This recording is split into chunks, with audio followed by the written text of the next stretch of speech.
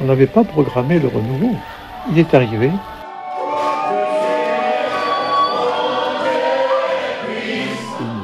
Un incendie de l'esprit.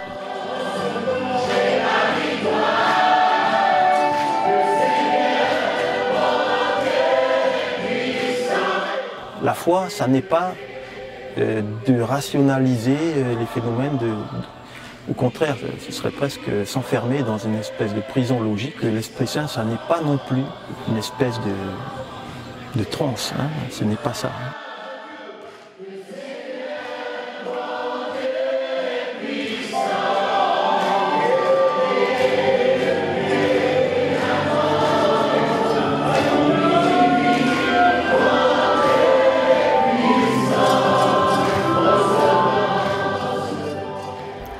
Au lendemain du Concile Vatican II, au début des années 60, un mouvement spirituel, ou pourrait-on dire un tsunami spirituel, est venu comme un grand vent, le vent même de la Pentecôte, renouveler les églises chrétiennes en profondeur.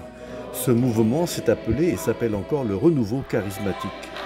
Un renouveau qui touche à la manière même de prier, de célébrer ou de lire la parole de Dieu. Une manière moins intellectuelle mais plus amoureuse et affectueuse qui touche à la fois l'intelligence et le cœur.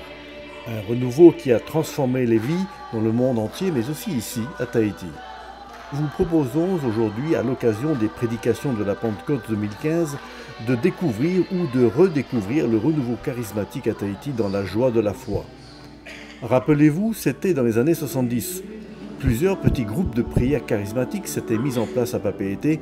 Les bergers s'appelaient alors Guy Chevalier, Guy Pin ou Père Hubert Copenrath.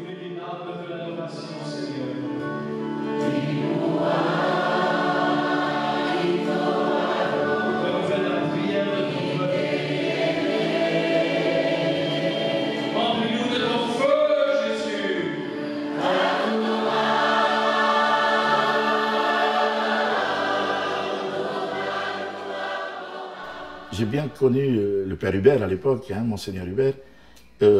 J'étais déjà à l'école des catéchitas, j'étais déjà à l'école des diacres. Et en 78, j'étais déjà catéchitant en vue du diaconat. Mais comme j'étais très jeune, il fallait que j'attende. Mais ayant bien connu le Père Hubert, qui était quelqu'un qui priait, mais d'une manière sèche, raide. Et tout d'un coup, il m'avait confié l'école en 78 en disant « Je pars en pèlerinage, en Terre Sainte. » Et il est arrivé avant la fin de l'école. Et donc j'ai pris la direction, et la dernière semaine, je le vois débarquer, mais complètement un autre bonhomme, méconnaissable. Il disait la messe les bras levés, il criait des Alléluia partout. Alors moi je me dis, mais il l'a rendu fou celui-là, c'est pas possible. Moi qui le connaissais bien fermé, toujours qui ne bougeait pas. Et là, mais c'était un renouveau complet, une personne nouvelle que je découvrais.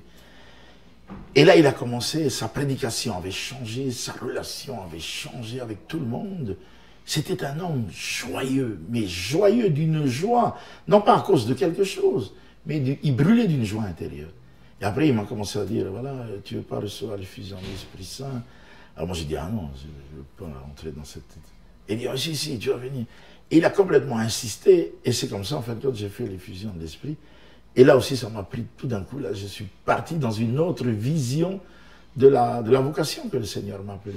Il faut dire que le Père Hubert, donc à l'époque, avait été touché par le renouveau au cours d'un pèlerinage ou... Oui, au cours d'un pèlerinage en Terre Sainte, mais ils ont bifurqué par Paray-le-Monial. Qui est le centre du renouveau en France. Et là, il disait, mais au début, lui-même, il disait, mais ils sont fous, ces gens-là.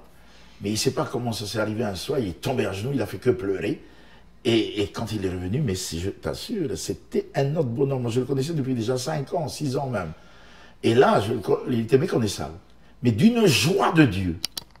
Et il m'a contaminé, en fin de compte, avec sa joie. Et il m'a amené ce punch de l'esprit, et que j'ai saisi au vol avec l'effusion de l'esprit. Et ça a transformé ma vie.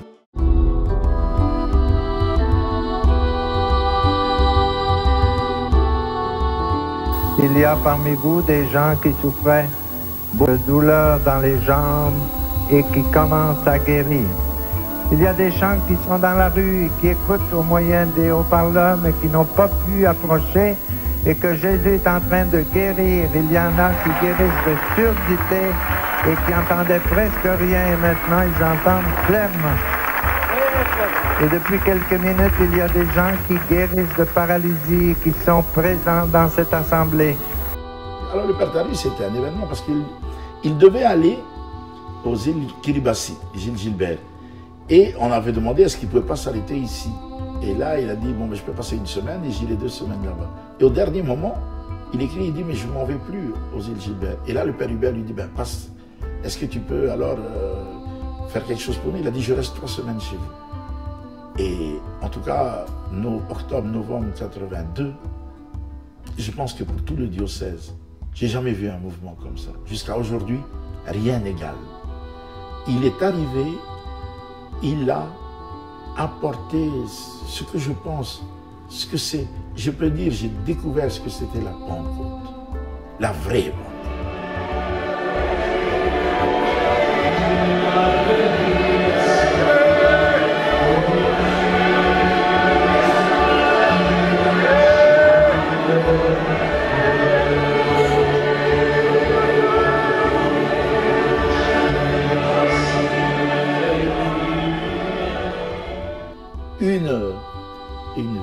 Un incendie de l'esprit, je peux le dire, parce que quand on voit Mariano Otero qui tout d'un coup se remplissait à 4 h de l'après-midi, 3 h de l'après-midi pour une conférence et une messe à 7 h du soir, et quand je dis rempli, ça allait jusqu'à la route. On avait tous les soirs 7000 personnes, 5000 personnes, 7000 personnes qui envahissaient de partout. Et tous les soirs, il y avait des confessions, les prêtres étaient dans les voitures qui confessaient à des heures impossibles. Et ça allait même que les personnes étaient obligées d'attendre leur voiture. Et je me souviens d'une anecdote où la personne voulait se confesser et le gars il voulait récupérer sa voiture. Puis le père a dit, écoute, je reviens demain. Il a dit, c'est maintenant. Ça fait 30 ans que je ne suis pas venu. C'est maintenant ou jamais. Et donc le gars est obligé encore d'attendre dans sa voiture. Et voilà. Et ensuite, j'ai eu la grâce de le traduire. Tu sais, quand tu as 30 ans et puis on te demande de traduire, j'étais gêné. Je disais au Père Hubert, écoute, oui, toi t'es bon, mais en fait, il dit, écoute, tu verras que ce sera. Il m'a fait confiance. Et pour moi aussi, ça a été, je pense, à travers la traduction, quelque chose de plus m'a été donné par le Saint-Esprit. Je pense qu'il y a été une effusion encore de l'Esprit Saint là.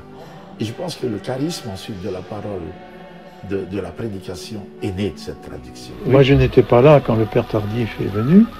J'ai été témoin simplement à mon retour d'Amérique et j'ai constaté que tout ce qui s'était passé est témoin des conversions, au niveau de la prière. Ben, je me suis dit, c'est le passage de Dieu. Comme dans l'Église universelle, il y a eu un concile, on n'avait pas programmé le renouveau. Il est arrivé pour vitaliser vraiment tout ce que l'Église faisait fait pour son aggiornamento, pour son renouveau de l'Église. On avait demandé un renouveau de l'Église, et voici l'Esprit Saint qui demande aux chrétiens, renouvelez-vous vous-même.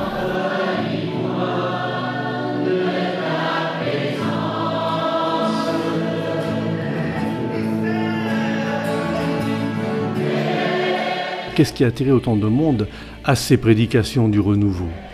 Jésus. Moi, je peux dire simplement Jésus. Mais le Jésus des évangiles.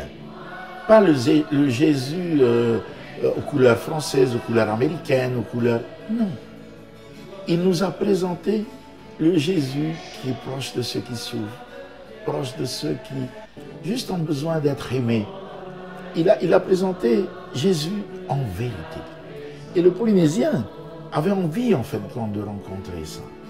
Il était confronté à cette crise identitaire qu'il y avait entre les années 80, où les gens se cherchaient, tu sais, tous les mouvements, plusieurs mouvements qui tiraient vers l'indépendance, vers des tas de choses. Et en même temps, même dans l'Église, il y avait aussi je sais pas, quelque chose. On ne savait plus quel plan pastoral prendre. Pour essayer de toucher les gens. Il y avait eu les 2 synodes, il y avait eu la révision apostolique en 78 et tout. Mais on était en panne en fin de compte. Et l'Esprit Saint est venu à notre secours. Il a réveillé ce qu'il y avait de bon en nous. Alors ensuite, il y avait une joie que le Père... Alors le Père Tardif, si tu l'écoutes comme ça, C'est pas quelqu'un qui a une voix forte, mais une voix très douce. C'est pas quelqu'un où tu serais... Il me rappelle un peu Paul quand on dit que quand il est près de chez nous, quand il parle, dit les Écritures, mais il n'est pas très bien. Mais dans ses lettres, il nous laisse des choses extraordinaires. Et le Père Tardif aussi, quand il nous parle, c'est pas tout à fait extraordinaire. Mais son message, chaque mot était animé d'une audace de l'esprit, la parésia. Et aussi, il y avait ce qu'on appelle en grec la dunamis, c'est-à-dire la puissance, la force miraculeuse de la parole. Elle était douce, mais puissante. Elle était douce, mais c'était du feu. Elle était douce. Elle était en même temps comme cette épée à deux tranchants, tu ne pouvais pas rester indifférent. Et donc, qui que tu sois, moi j'ai vu des gens qui ne connaissaient ni à diable ni à Dieu se convertir. Et cette fameuse soirée à Pater, où il y avait plus de 25 000 personnes, quand tu le traduisais devant cette foule, et tu voyais cette communion. Et je me disais, mais il n'y a que l'Esprit qui veut ça. Parce que Jésus s'en venait. Jésus arrivait avec la gloire du royaume. Il avait envoyé ses disciples dire « Le royaume de Dieu est tout proche, convertissez-vous, guérissez les malades, chassez les démons. » Et ça, ce n'était que l'annonce du royaume. Tu t'imagines le royaume? Mamma mia. Alors, tout le monde était là. Ah, Jésus arrive, préparons-nous. Là, j'imagine qu'il sortait les guirlandes de fleurs, les couronnes. Et Jésus arrivait simplement guérissant les malades, réjouissant les veuves et les veufs, bénissant les enfants malades, ressuscitant les morts, chassant les démons. C'était la vie normale et courante de notre Seigneur et Sauveur. Mais moi, je demande au Saint-Esprit de vous donner cette excitation spirituelle. Tu vas dire à ton frère et à ta sœur, là, comme si c'était un secret, « Hey, Jésus s'en vient! »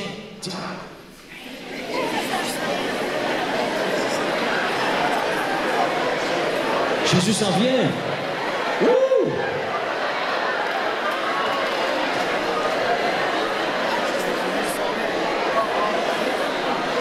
Et frères et sœurs, vraiment, tu vas dire à ton frère et à ta sœur, Jésus est là, il est arrivé.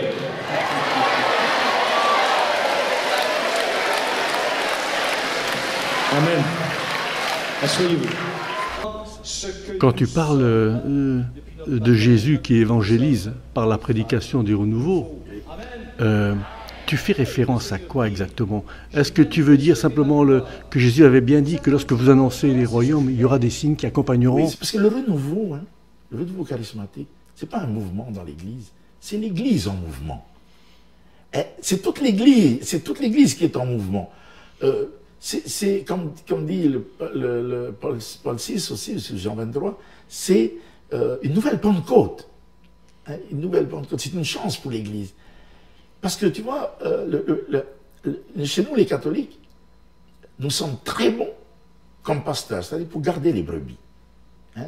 Nous passons le temps avec nos plans, notre vision, comment garder nos brebis. Mais nous ne sommes pas des pêcheurs d'hommes. Nous ne sommes pas des pêcheurs d'hommes. Nous n'allons pas à l'extérieur de nos murs dire qui est Jésus. Alors, c'est en fin de compte ça. Par exemple, souvent, nos prêtres qui ont été formés dans les séminaires, qui deviennent docteurs ou tout ça, ils sont souvent gardés dans les séminaires. Mais c'est eux qu'on a besoin dans le monde, qui nous parlent de Jésus, qui l'aillent annoncer. Et aujourd'hui, par exemple, nous ne sommes plus dans la configuration des brebis du Seigneur. Au temps du Seigneur, le Seigneur fait cette parabole, à 99, il va aller chercher la brebis perdue. Aujourd'hui, il y a une brebis que le pasteur garde. Les 99 sont dehors. Et on est là, au passé, en s'auto, si tu veux, se rendre joyeux avec cette brebis. Mais il y a 99 dehors. Et la grâce du renouveau, c'est justement, allez. Il s'agit pour nous, frères et sœurs, de monter à la montagne, de recevoir les dons de Dieu, les charismes, la puissance de l'Esprit, pour aller vers ceux et celles qui ne connaissent pas le nom de Jésus-Christ et son salut, pour ceux qui gisent dans l'ombre de la mort, et leur annoncer avec le bois spirituel que j'ai reçu à la montagne de l'adoration, de la prière, de l'effusion de l'Esprit, et de cette façon réédifier la maison de Dieu qui a été abîmée par les coups, par les harcèlements du démon, par notre vie de péché, notre manque de détermination à suivre les voies du Seigneur. Monter à la montagne, rapporter le bois, les fruits du Saint-Esprit et ses charismes pour réédifier l'Église. On n'a pas le droit d'être assis là. On n'a pas le droit de se sentir bien en sachant qu'il y a des frères et des sœurs qui risquent peut-être leur vie éternelle parce qu'ils ne connaissent pas le salut en Jésus-Christ. Tu n'es pas en train d'expliquer là pourquoi les pentecôtistes dans le monde entier, et au Brésil notamment, ont repris autant de fidèles aux catholiques? Le père Cantalá Messa l'a déjà dit. En 98, quand il a fait une retraite à 6000 prêtres, il le dit là. Il le dit aussi. Pourquoi est-ce que nos frères attirent beaucoup de monde? Ben parce qu'ils en ont fait de Jésus, allant sur les bords du lac de Galilée, annonçant le royaume des cieux de village en village. Ben, ils ont compris que c'était ça. Et aujourd'hui, le monde a besoin de témoins. Ils n'ont pas besoin de cadres. Hein, ça, c'est la deuxième partie. Et ça m'a rappelé Prado Flores, qui est un prédicateur mexicain, qui a fondé les écoles d'évangélisation. Il a expliqué au synode des évêques à Rome, pas au synode, avant le conclave, il expliquait aux cardinaux, il disait, l'évangélisation, c'est comme un match de football. Il y a deux mi-temps. La première mi-temps, elle se joue par les prédicateurs, et la deuxième mi-temps par la catéchèse. Mais nous, à l'Église catholique, on commence par la catéchèse, et on n'est pas encore arrivé à jouer la deuxième mi-temps, donc on va perdre le match. Et je trouve que le renouveau est en train de redonner cette dynamique, de prêcher Jésus. Et tu sais, j'ai la grâce, moi, d'aller un peu partout prêcher. Eh bien, les gens, qu'est-ce qu'ils disent? On a envie que tu nous parles de Jésus. Jésus. Et c'est vrai. Et Jésus accomplit, comme Marc dit, aller annoncer la bonne nouvelle à toute la création. Hein? Et voici les signes qui accompliront. Ceux qui croient seront baptisés, mais voici les signes. Donc il y a trois choses. C'est pas seulement une bonne nouvelle aux hommes et aux femmes, il dit bien à toute la création. Et je suis content de l'encyclique Laudato Si, parce que c'est la création. La nouvelle, la bonne nouvelle, en passant dans les personnes, passe aussi à la nature, passe à tout. Et nous pourrons apporter le salut aussi à notre planète par cette prédication. Et le Seigneur, dans le renouveau, nous appelle à ça.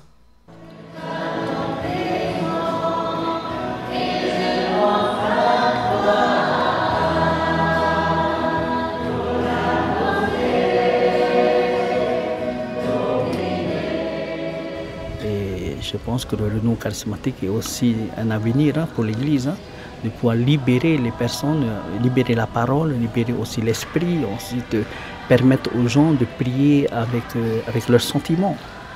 Hein? On sait que quelque part, chez les intellectuels, c'est la raison qui compte et on zappe un peu le côté affectif. Le Polynésien est très affectif. Hein? C'est ce qui développe souvent chez lui, c'est l'affectivité. Mais ce qui lui manque maintenant, c'est la raison, d'allier les deux, la raison et l'affectivité. C'est notre problème à nous. Le Polynésien n'aime pas l'écriture et ils ont du mal à lire des bouquins. Mais par contre, à écouter les personnes parler et ensuite à s'exprimer avec la parole, c'est leur façon de transmettre leur connaissance et la façon aussi de recevoir aussi la connaissance. Monsieur, il faut partir parce qu'on risque de se faire lapider. Il faut partir. Monsieur, j'ai dit je suis obligé, c'est moi qui s'occupe du groupe là. J'ordonne, vous montez dans le car. Rien à faire. Saisi par Jésus, cloué au sol, j'ai essayé de le déplacer. Rien à faire. On va se faire tuer là. Le problème de la foi ici à Tahiti, c'est que les gens sont assez émotionnels. Hein? Ça, c'est tout à fait vrai. Parce que le Tahitien réagit par les entrailles. Hein. Mais on est obligé, quel que soit le peuple, quand on regarde les Hébreux, ils réagissent de la même manière. C'est aussi la Rahamim. Il parle des entrailles. Quand il dit il fut bouleversé, on dit toujours que les entrailles tournent. Mais là, ce qu'il faut, c'est ensuite cette deuxième partie qui n'est pas faite chez nous, que nous avons beaucoup de faiblesse, c'est que quand les gens, par exemple, sont touchés par les Tevaïora, ils vivent des retraites, c'est l'accueil après à la paroisse, ou la continuité de la formation à la paroisse. Mais essayons un peu de trouver dans nos paroisses des formations pour tous ceux qui... Il n'y en a pas. Il n'y en a pas. C'est une des choses qui est primordiale. Les gens en ont besoin. Vous savez qu'à la communauté, souvent, donc, je fais des formations aux gens. Et puis, c'est ouvert aux gens. Mais quand il y a des formations, par exemple, qui peuvent durer, je ne sais pas moi, 10 semaines, si on commence avec la communauté à 40, on termine à 150. Parce que les gens veulent continuer à connaître l'Église. L'Église qui leur a donné Jésus. Et se reconnaître en Église. Mais ça, il faut que les paroisses se disent. Que chaque paroisse essaie de trouver un moyen de former les personnes.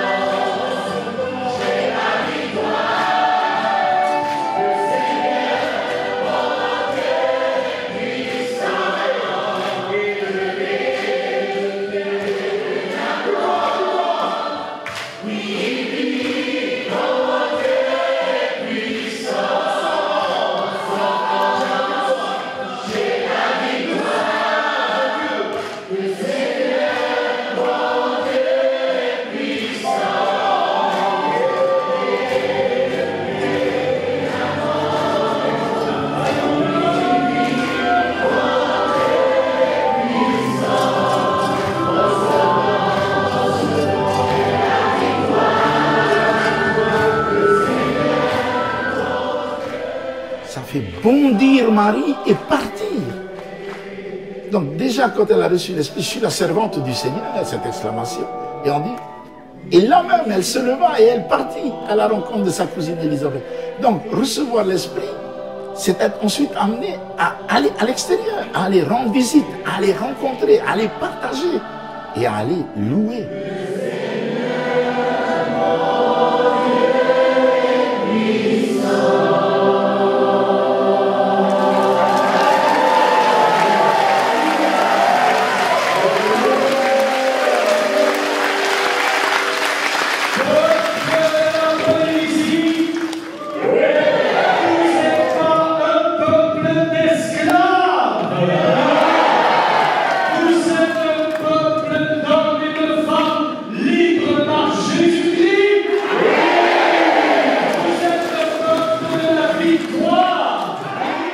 Quand on regarde les apôtres à Pentecôte, qu'est-ce qui se passe?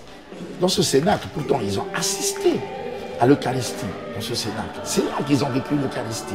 Ensuite, c'est là qu'ils ont vécu l'apparition de Jésus ressuscité. Jésus vint et se tint au milieu d'eux. Il leur dit la paix, qu'ils reçoivent la grâce de pardonner les péchés. Hein, recevez l'Esprit Saint, les péchés que vous pardonnez. Ce cénacle, entre la Pentecôte et l'Ascension, a été le lieu du passage de la peur à la foi.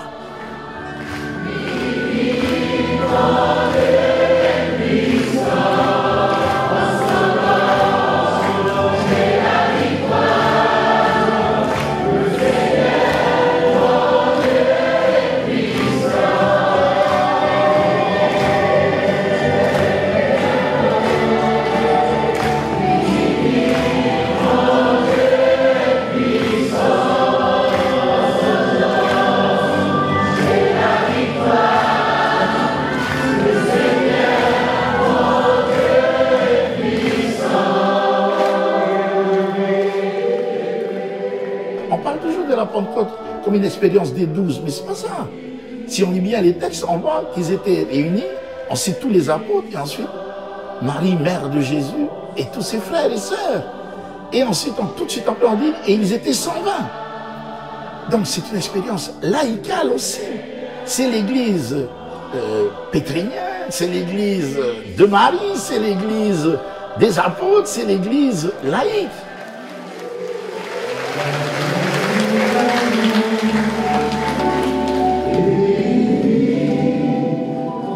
C'est ça l'expérience du renouveau. Recevoir l'Esprit Saint, c'est poussé par cette joie intérieure, et bien on part et on loue le Seigneur.